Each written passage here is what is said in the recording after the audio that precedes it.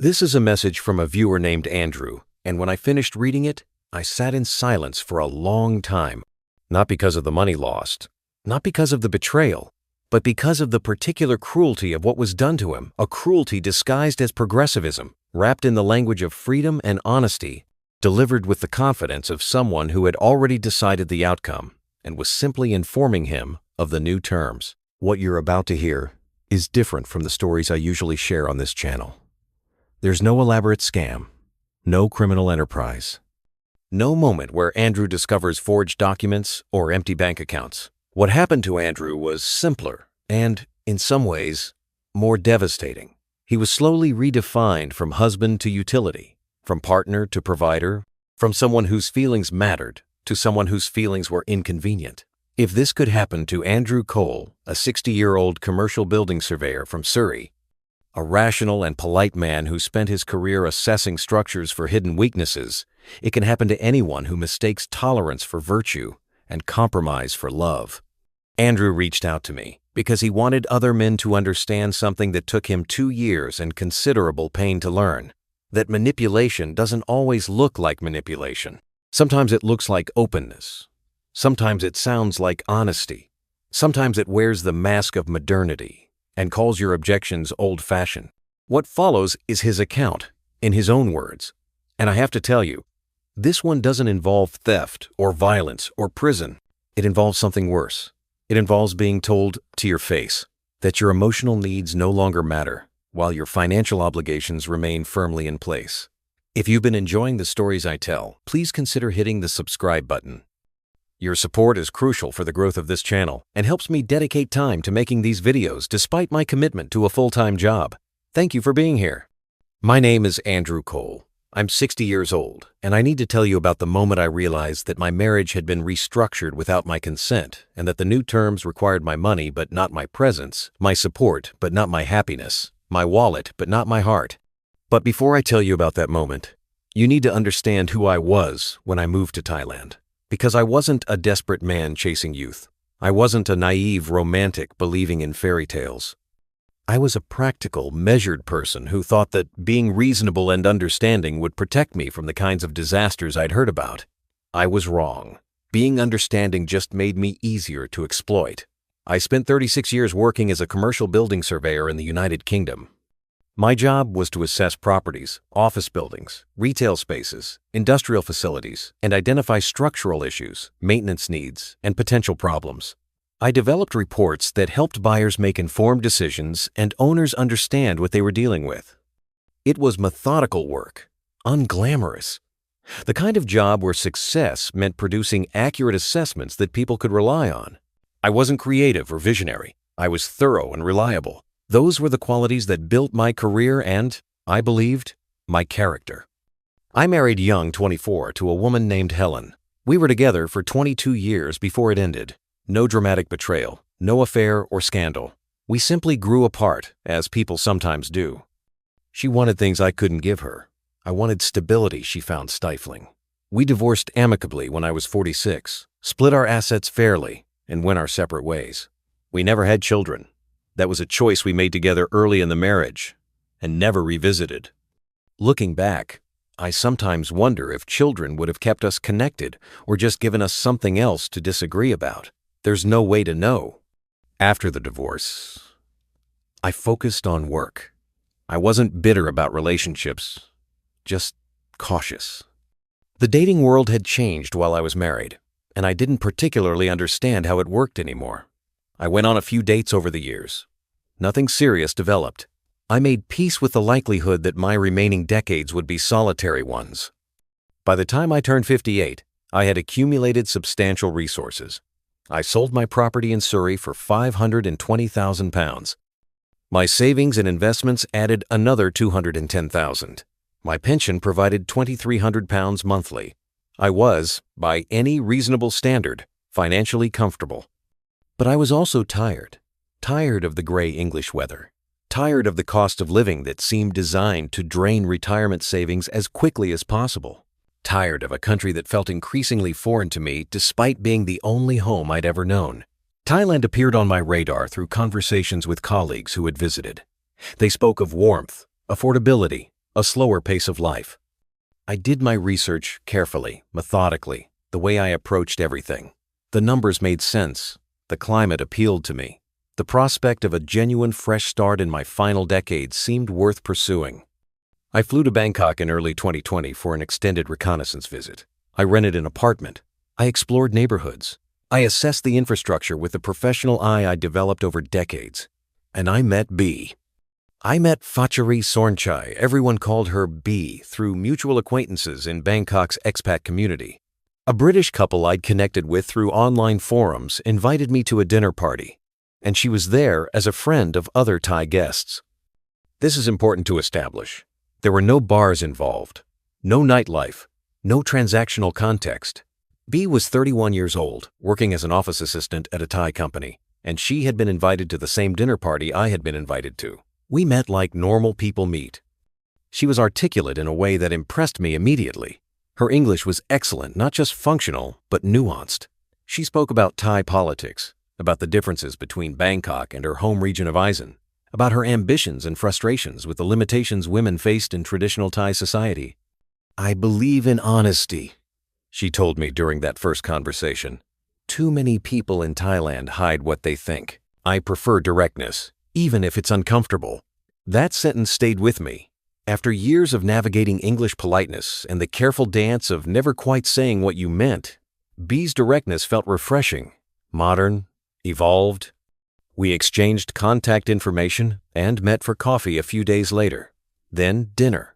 Then more dinners. The relationship developed slowly, which I appreciated. There was no rush, no pressure, no sense that either of us was trying to extract something from the other. B talked openly about her past. She had grown up in Nakhon Ratchasima in Thailand's Isan region. Her family was working class, her father a construction worker, her mother selling food at a local market. She had come to Bangkok at 22 looking for better opportunities and had worked her way through various jobs, most recently the office position where she currently worked. She talked about previous relationships with both Thai and foreign men and what she had learned from each. She valued independence, she said. She didn't want to be dependent on anyone. She wanted a partnership of equals. This resonated with me. My first marriage had failed partly because of unspoken expectations and unexamined assumptions. The idea of a relationship built on explicit communication and mutual respect appealed to everything I valued. 18 months after we met, I proposed. Be accepted. We married in a small ceremony in Bangkok with a handful of friends present. Her family came down from Isan for the occasion, modest, warm people who seemed genuinely happy for their daughter. I paid for everything, of course, but the costs were reasonable. No elaborate sin-sod negotiations, no excessive demands, just a simple wedding between two adults who had chosen each other. I handled the practical matters, rent for our apartment, B's visa arrangements, health insurance for both of us, monthly household expenses. Her salary wasn't substantial, and it made sense for me to cover the major costs. She contributed what she could and managed the household efficiently. I also began providing some support to her family in Isan, monthly transfers to help her parents, money for her younger brother's education, assistance with medical expenses when they arose. This was expected in Thai culture, and I had the resources to help. It seemed like a reasonable expression of my commitment to B and her world. Everything felt structured, predictable, exactly what I had wanted when I left England looking for a new life. For 2 years, that's exactly what I had. Looking back, I can trace the changes to specific moments, but at the time, they seemed so gradual, so incremental, that I didn't recognize them for what they were. It started with vocabulary. About 2 years into our marriage, B began using words she hadn't used before. Freedom, autonomy, modern relationships, Western open-mindedness. At first, I assumed these were just ideas she was exploring intellectually. She read a lot of books, articles, online content, and she often wanted to discuss what she'd encountered. Our conversations had always ranged across topics, and philosophical discussions about relationships seemed like a natural extension of that. In the West, she said one evening, people understand that monogamy is a choice, not a requirement. Don't you think that's more honest? I suppose it can be, I said. But most people still choose monogamy. Do they choose it? Or do they just accept it because it's expected? I didn't think much of the conversation at the time. B often played devil's advocate, testing ideas against my reactions. It was one of the things I appreciated about her. She didn't accept conventional wisdom without examination. But the conversations continued, and the language became more pointed. "I've been thinking about what partnership really means," she said another evening. "True partnership isn't about ownership. It's about supporting each other's growth, even if that growth takes different forms." "I agree," I said. "Though I'm not sure what you mean by different forms," she smiled. "Just thinking out loud." There were other signs I should have noticed. B had started going out more often in the evenings, meeting friends, she said. Former colleagues, people from her past who were passing through Bangkok. I didn't question it. I trusted her. And I wasn't the type of husband who demanded an accounting of every hour. She had also become more active on her phone, more protective of it. When it rang, she often stepped into another room to answer. When messages arrived, she read them quickly and put the phone face down on the table. I noticed these things, but I explained them away. Everyone deserves privacy. B was an independent woman. That was one of the things I admired about her. Asking too many questions would make me seem controlling, insecure, exactly the kind of partner she had told me she didn't want. So I stayed quiet. I trusted the relationship we had built.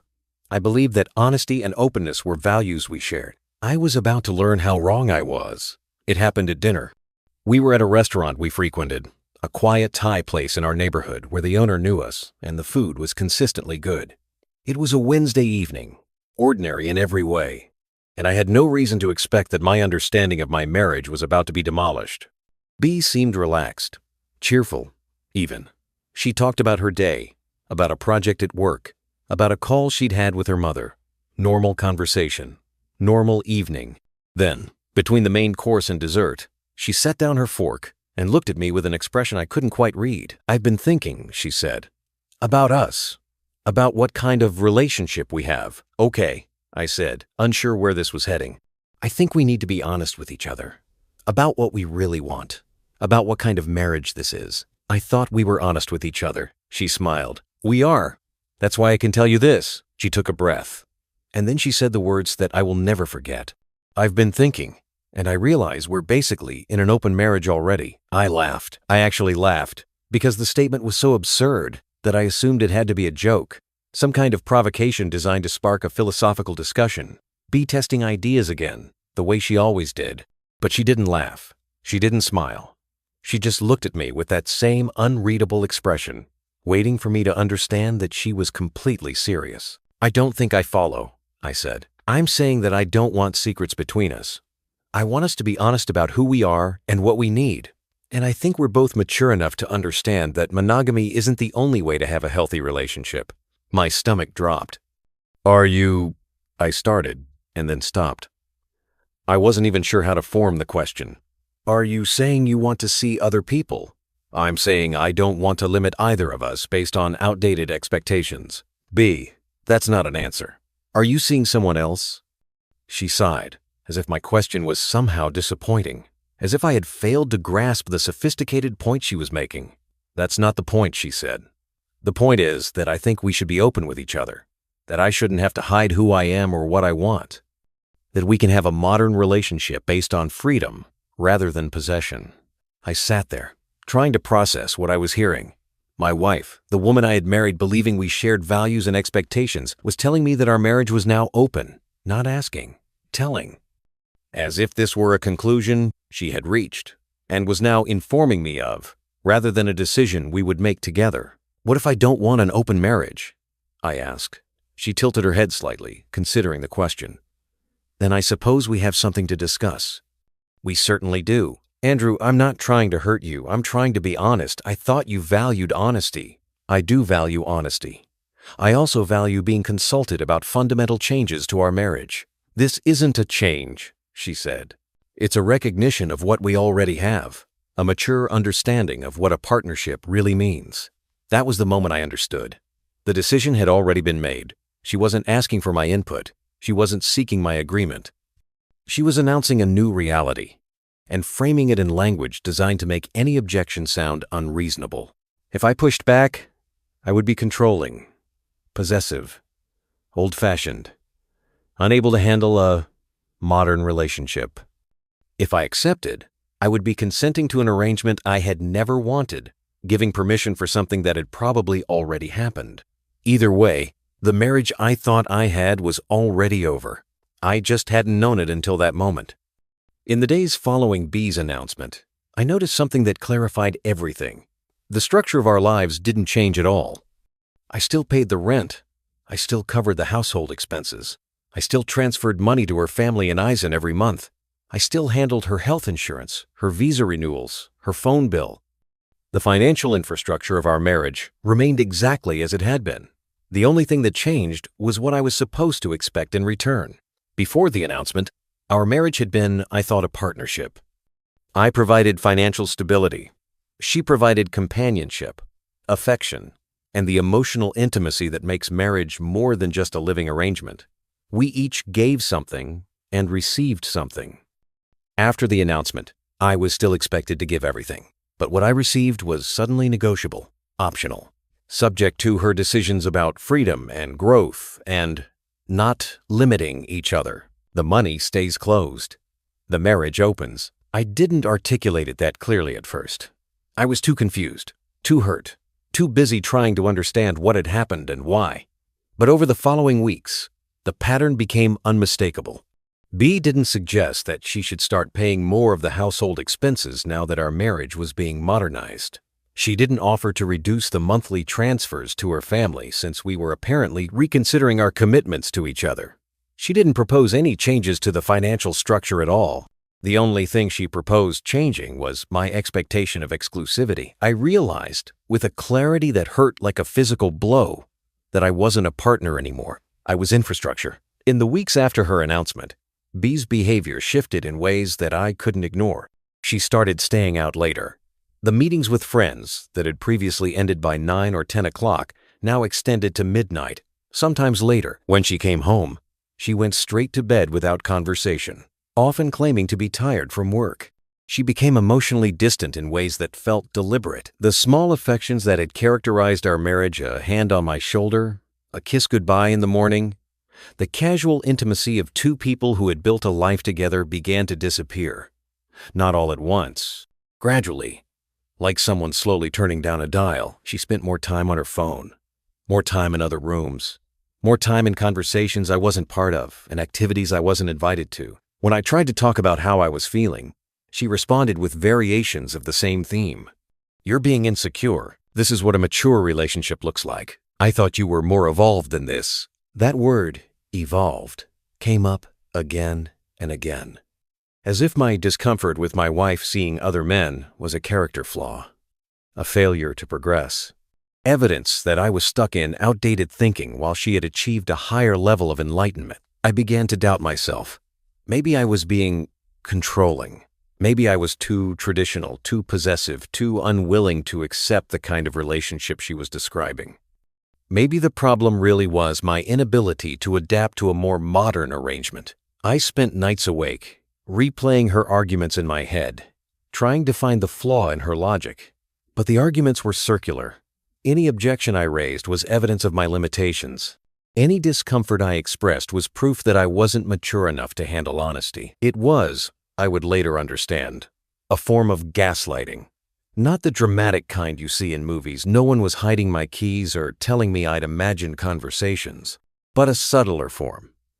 The systematic redefinition of my reasonable expectations as unreasonable, my normal emotions as pathological, my desire for the marriage we'd agreed to as a form of oppression. About 3 weeks after her announcement, I tried one more time to have a real conversation. We were at home on a Saturday afternoon. B had plans to go out that evening, another meeting with friends that would probably extend past midnight, and I asked if we could talk before she left. "Of course," she said, sitting down across from me. "What's on your mind?" "I'm struggling," I said, "with this open marriage idea. I thought I could adjust, but I can't. It hurts me," she sighed. "We've discussed this, Andrew." "I know, but I'm not getting through to you. When I say it hurts me, I mean it actually hurts. Physically, I can't sleep. I can't eat properly. I feel like I'm losing my grip on reality. That's dramatic. It's true. Andrew, your discomfort isn't my responsibility. I can't control how you feel. I can only control how honest I am with you, and I've been completely honest. But you're not asking what I want. You're telling me what you've decided and expecting me to accept it. What would you have me do? Lie to you? Pretend to be someone I'm not? I'd have you consider my feelings as part of your decision-making. She was quiet for a moment. Then she said something that crystallized everything. Andrew, you're being controlling. I stared at her.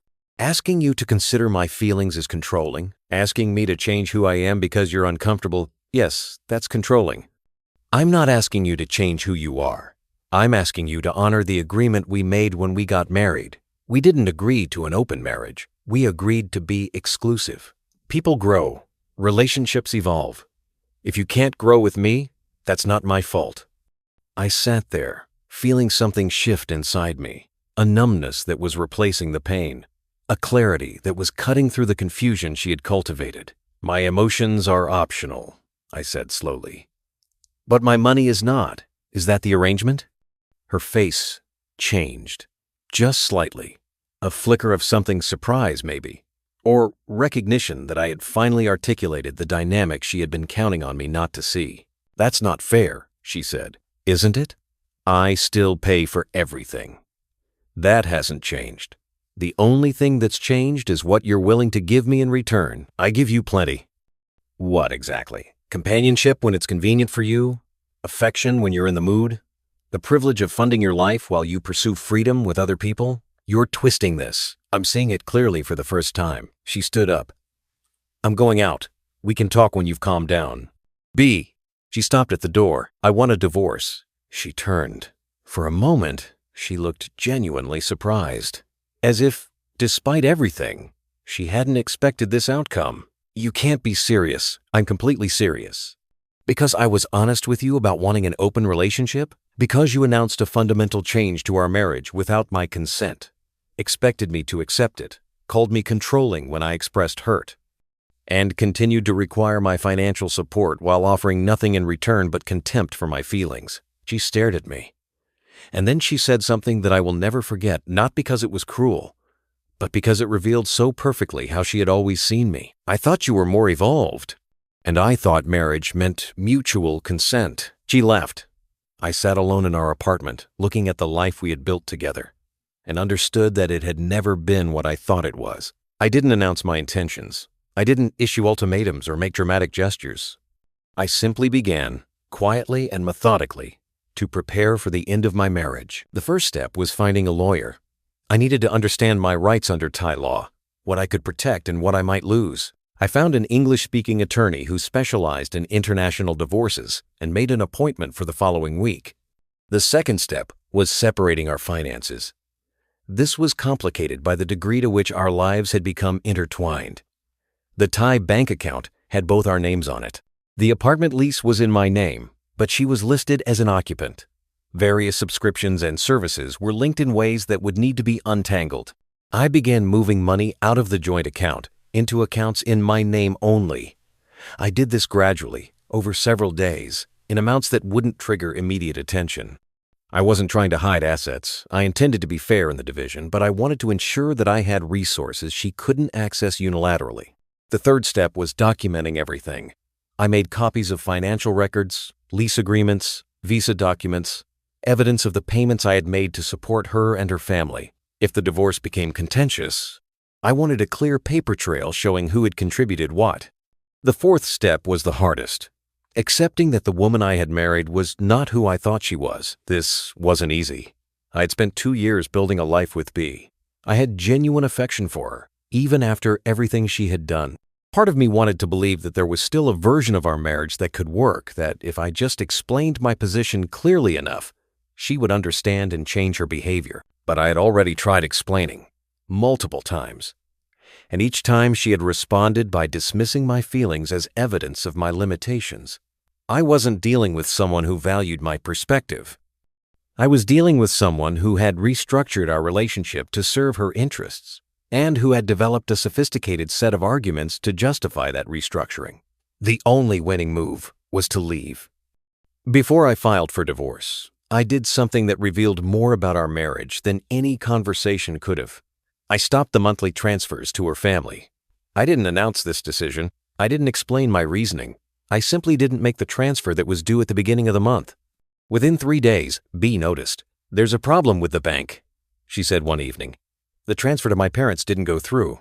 "It wasn't a problem with the bank." She looked at me. "What do you mean?"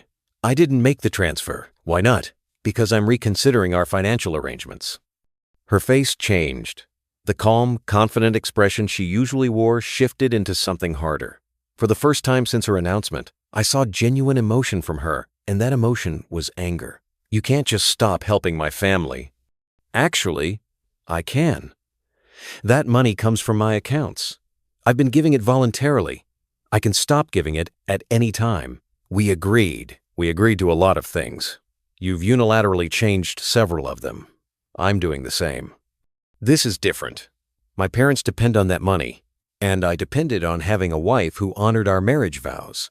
We're both dealing with disappointments. She stared at me with an intensity I hadn't seen before. The mask of progressive enlightenment had slipped, and underneath it was something much simpler. Fury at having her income stream threatened. "You're punishing my family because you're angry at me. I'm protecting my assets because I'm preparing for divorce." "Divorce? Did you think I was joking when I said that last week?" "I thought you would calm down." "I'm very calm. I've consulted a lawyer. I understand my options, and I'm choosing to end this marriage." She was quiet for a long moment. I could see her calculating, reassessing, trying to determine her best move. "What do you want?" she finally asked. "I want a clean separation. I keep my assets. You keep what I've already given you. We each walk away without claims against the other. And my family, your family, is your responsibility. As you've made clear, we each need to take care of ourselves." It was perhaps the cruelest thing I said during our entire separation, but it was also fair. She had restructured our marriage to serve her interests, arguing that my discomfort was my problem to manage. I was simply applying the same logic in reverse. She didn't have an answer for that. The divorce proceedings were surprisingly straightforward. B, having realized that fighting would cost her money she didn't have and might result in an even less favorable outcome, agreed to a negotiated settlement. We would each keep what was in our individual names. The joint account would be split evenly. I would continue to pay rent on the apartment for 3 months to give her time to find new accommodation, and then the lease would revert to my name exclusively. There would be no ongoing support, no alimony, no claims against my pension or investments. It was as clean as I could have hoped for under the circumstances. Throughout the process, B oscillated between anger, manipulation, and something that looked almost like regret. There were moments when she seemed to genuinely not understand why I was leaving, as if the open marriage announcement had been so reasonable in her mind that my reaction remained baffling. "You're giving up on us because of one conversation," she said during one of our final discussions. "I'm ending a marriage where my feelings were considered optional while my money was considered mandatory. That's not how I saw it. I know. That's the problem." On the day the divorce was finalized, B asked me a question that I've thought about many times since. "Did you ever love me?" I considered the question carefully before answering. "I loved the woman I thought you were. I don't know if that woman ever existed." She didn't respond. We signed the final papers, shook hands with a formality that seemed absurd given everything we'd shared, and walked out of the lawyer's office in different directions. I never saw her again. The divorce cost me more than money, though the money was significant. I lost the legal fees, of course. I lost the assets I had transferred to B and her family over 2 years of marriage monthly support payments, gifts, household expenses that I would never recover. I lost the rent. I continued to pay for those 3 months while she found new accommodation. In total, the financial damage was somewhere around £75,000. Substantial, but not catastrophic. I still had the majority of my resources. I could still afford the retirement I had planned, but I also lost things that can't be measured in currency. I lost trust, not just in B, but in my own judgment. I had believed I was entering a partnership with a woman who shared my values, honesty, directness, mutual respect. Instead, I had entered an arrangement where those values were used as weapons against me. Honesty meant she could tell me whatever she wanted, It didn't mean my honest feelings would be respected. Directness meant she could announce unilateral decisions. It didn't mean we would actually make decisions together. I lost time. 2 years of my life that I had invested in building something that was never what I thought it was. Time that I couldn't get back, spent with someone who saw me as a resource rather than a partner. I lost confidence. Before B, I had believed that my careful, methodical approach to life protected me from the kinds of disasters that happen to less thoughtful people. Now I knew that I was just as vulnerable as anyone else, that intelligence and caution were no guarantee against manipulation, especially when the manipulation came wrapped in language that appealed to my values. And I lost something harder to name, a sense of possibility maybe, a belief that connection was possible in the later chapters of life. I had come to Thailand hoping to build something new, and instead I had discovered that some people would always see me as nothing more than what I could provide. I've had a lot of time to think about B and what she was really doing during our marriage. I don't think she set out to scam me in the traditional sense. She wasn't running a con with a clear beginning, middle, and extraction point. She was something more complicated, a person who genuinely wanted certain things: security, support, autonomy, and who had developed a sophisticated set of justifications for obtaining those things without reciprocating. The open marriage announcement wasn't random. It was the logical culmination of a gradual process of boundary testing. She had spent 2 years calibrating how much she could ask for and how much she needed to give in return. The progressive language about freedom and modernity was a framework that allowed her to demand more while offering less, and to frame any objection as evidence of my limitations rather than her exploitation. I don't think she ever loved me. I think she appreciated what I provided. I think she enjoyed the stability I offered and the lifestyle my money enabled. But love, actual love, the kind that considers another person's well-being as important as your own, was never part of the equation. The hardest thing to accept was that she probably didn't see herself as doing anything wrong. In her framework, she was being honest. She was pursuing her authentic desires. She was refusing to be constrained by conventional expectations. The fact that her authentic desires required my ongoing financial support while offering nothing meaningful in return was, in her view, simply the way things were. She had built an ideology that allowed her to take what she wanted and call it liberation. And I had almost let her. 3 months after the divorce was finalized, I returned to the United Kingdom. Not permanently, I still owned the apartment in Bangkok, still valued the life I had built there. But I needed distance. I needed to be somewhere that B had never been, surrounded by people who had never heard of our marriage or its humiliating end. I stayed with my brother in Suffolk for 2 months. We had never been particularly close, but he didn't ask too many questions, and the quiet rhythm of his household was exactly what I needed. I walked the coastal paths. I read books I had been meaning to read for years. I let the gray English weather that I had once fled wrap around me like a familiar blanket. I thought about what had happened. Not obsessively, I wasn't torturing myself, but carefully, analytically, trying to understand where I had gone wrong and what I could learn from the experience. The conclusion I eventually reached was uncomfortable but important. I had been complicit in my own exploitation, not because B's behavior was acceptable. It wasn't. But because I had ignored warning signs, accepted explanations I knew were questionable, and failed to assert my own needs and boundaries when doing so might have created conflict. I had been so committed to being understanding, so determined to avoid being the controlling, jealous partner that B had warned me about, that I had allowed my reasonable expectations to be systematically dismantled.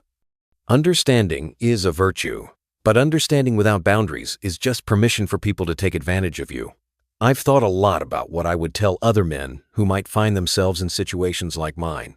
The lessons aren't simple, because the situations aren't simple, but there are some things I've learned that I wish I had understood earlier. First, manipulation often wears progressive masks.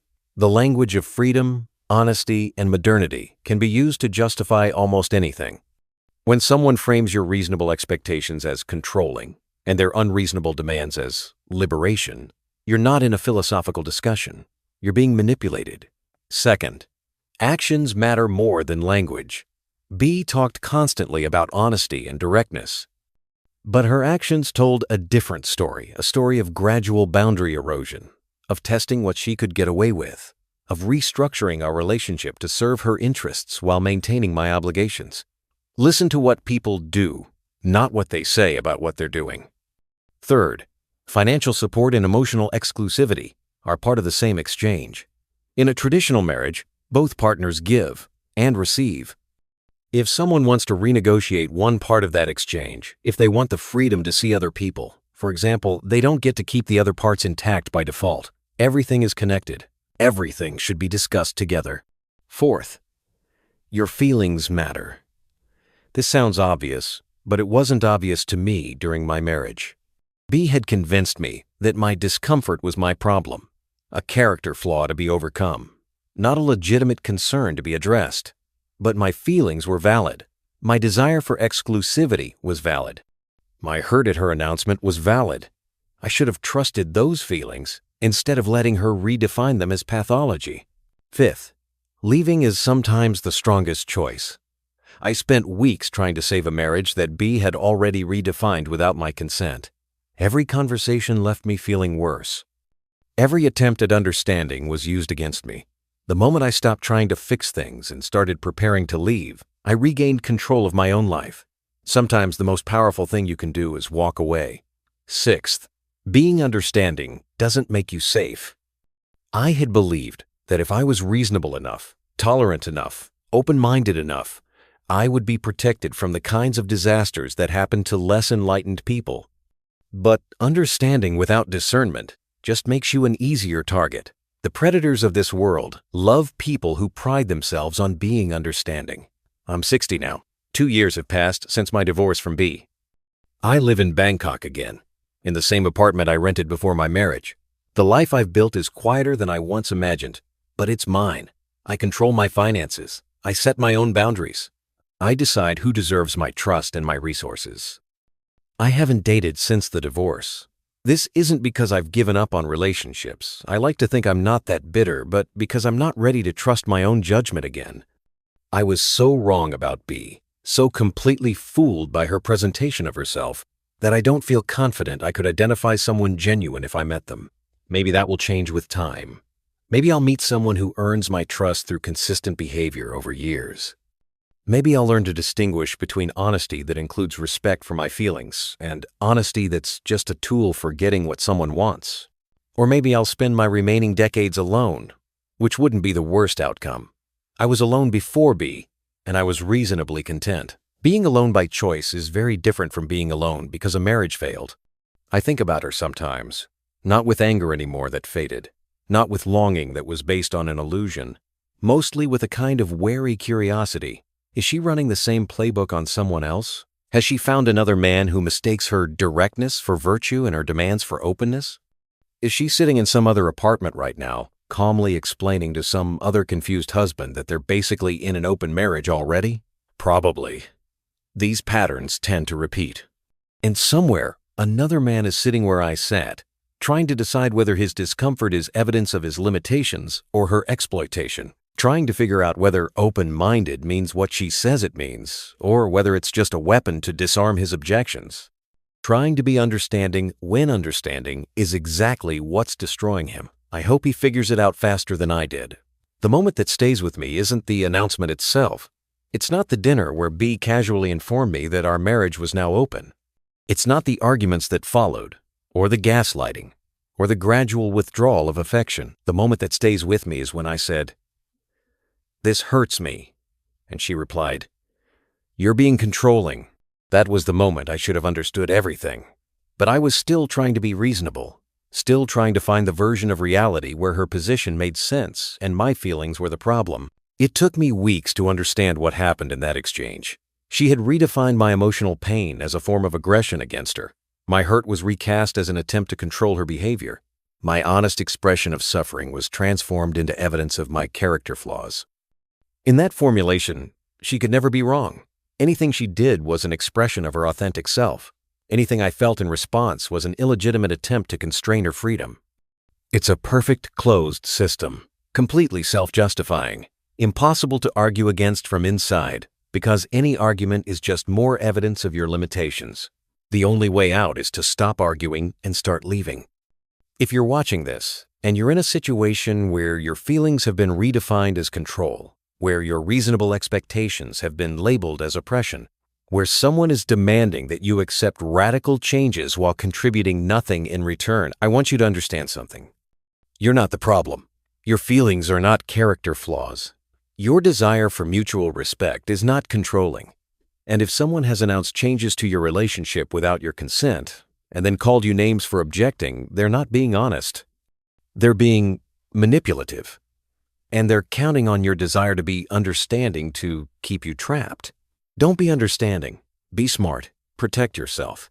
And if you can't find a way forward that respects both partners equally, find your way out. The open marriage wasn't about freedom. It was about removing my expectations while keeping my responsibilities.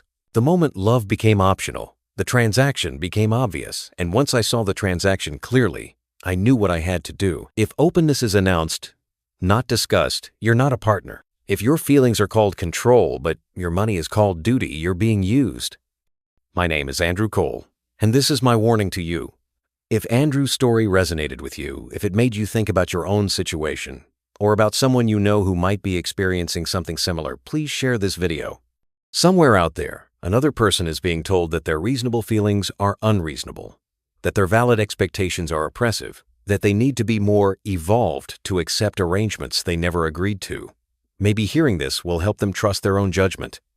And if you want to hear more stories like this, subscribe to this channel because these stories need to be told, even the ones without villains, especially the ones where the trap is made of language and the prison is made of your own desire to be understanding. Until next time, stay safe out there.